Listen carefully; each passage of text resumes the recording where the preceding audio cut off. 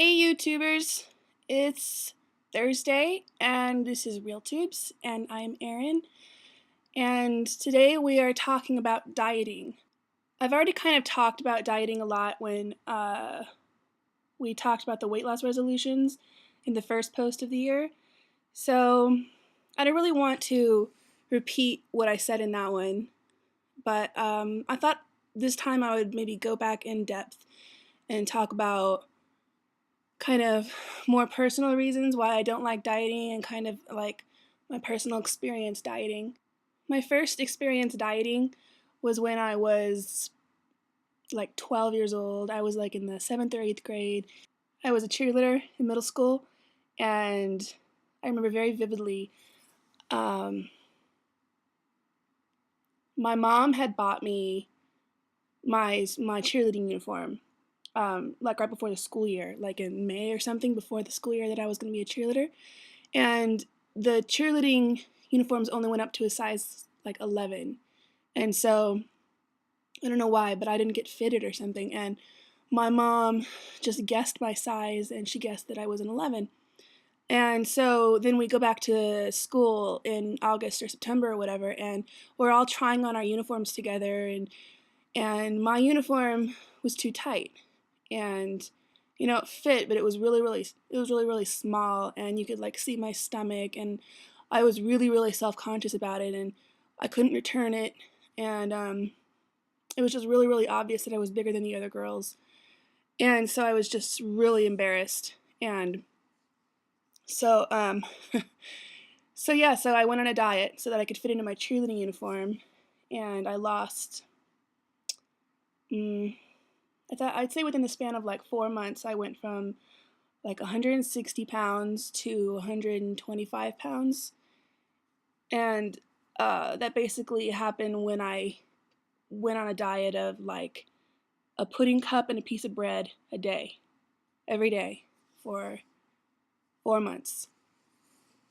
It was really bad. My period stopped. I was really irritable. I would go to sleep at like 7 o'clock just so that I wouldn't have to face being around my family at dinner time, just because the smells were so, appealing to me. All I wanted to do was lose weight and see the number go, and like wake up every morning and see the number go down. And after I lost all that weight, and I was so proud of myself and everything, but I knew that I was unhealthy.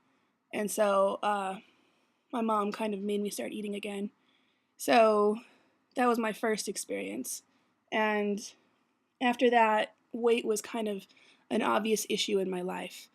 I would always be aware of how much I would weigh at the time, what size I was wearing at the time. I would always have like a range of sizes in my closet. My second big attempt at losing weight was when I was 20. I was at my highest weight at that time, and I was like 240 pounds, and I had really low self-esteem. I was wearing like boy clothes because I was too ashamed to go into the plus size section. So I went on Weight Watchers, and I lost, well, let's see, 80 pounds, 90 pounds. I got down to like 150.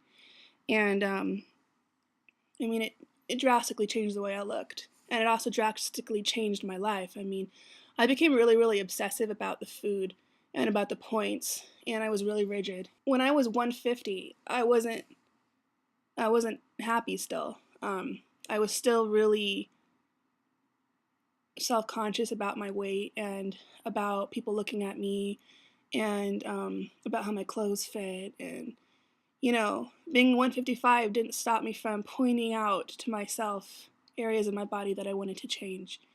It just made the areas different. I see it as kind of a valuable experience in my life because I was able to see how people treated me differently because of how I looked so different. People really did treat me differently. Everybody treated me differently. From the clerks at the stores to the hostesses at the restaurants to guys walking down the street to old ladies squeezing my cheeks, just everyone. And at the time, I saw that as evidence that fat equals bad and thin equals good. And that I did never want to get back to that place where I was that fat again. I was 20, and since then I've gained back almost all the weight. So it took me a lot to get to this point where I am now, which is where I've kind of accepted a lot of things about my body, and I've also researched a lot to basically inform myself, I guess as a way of helping me accept that I'm going to be large for all of my life and what exactly that means. I recently watched this documentary called Fat When No One Is Telling You or something. It was by PBS. They had like a bunch of different views on fat, so doctors and fat people and fat activists and people who lost a lot of weight and just a wide variety of the topic. There was this doctor on there, and he used this analogy that I thought was like a perfect way of explaining to people why dieting doesn't work. And basically, this is in a response to how the culture views dieting and weight loss as a matter of willpower. And so if you don't have the willpower to lose weight or keep the weight off, then you're basically blamed. You're blamed if you're fat. You're blamed if you gain weight, and it's really bad because a lot of fat people, maybe even most fat people, believe that they're to blame, that they're fat. And so this is the analogy that that doctor on that documentary said to explain how it's not a matter of willpower. Imagine running up a flight of stairs and deciding that you are going to breathe slowly. You're going to force your body to breathe slowly throughout the whole entire flight up the stairs. For the first few steps, you can kind of control your breath. You can kind of make it go slow. But after a while, you can't help but have your breath speed up. No matter what your willpower is, your body is going to force you to get it oxygen. And so it's the same thing with dieting. Your body needs a certain amount of calories in order to sustain it and in order to keep it from starving. And so your body is going to go to great lengths to be able to force you to eat. It's going to up hormones that increase your appetite, and it's going to store fat to where you don't lose it no matter what you do. I can understand why people diet. You know, I dieted for 14 years, 15 years, and it's hard being a fat person in this culture. It's really, really hard. We're told every single day through various different media that it's wrong to be fat, that it's morally wrong to be fat, that it's culturally wrong, that we're not going to get a mate, that we're not going to be productive human beings. And there's a huge incentive to try to diet and to try to control your weight and what you eat. I see the answer as kind of not focusing on weight anymore. Focus on how you feel. Make healthy, positive changes, choices in your life. Don't measure your success by what the numbers on the scale or even what size you are.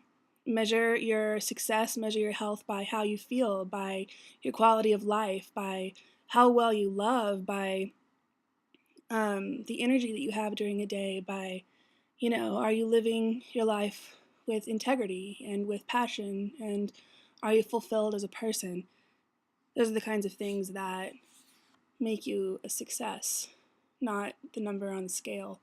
One more thing, Staria, I really want to wish you well, and I hope that you're feeling better soon. I'm going to leave you again with some photos from that website, and this time I won't include a nipple, so it won't be flagged.